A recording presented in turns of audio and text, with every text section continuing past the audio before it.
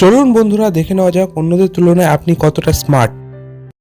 প্রথমে level 1 normal level, 3 সেকেন্ডের মধ্যে বলুন কোনটি আলাদা। এই যে এটা যে পেরেছে সেই শুধুমাত্র লাইক করবে।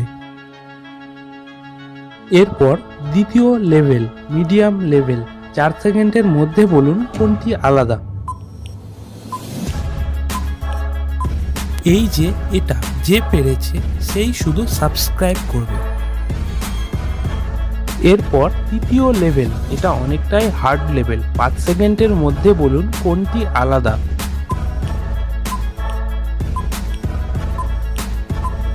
বাহ, ভেরি গুড। এটা অনেকটাই কঠিন লেভেল ছিল।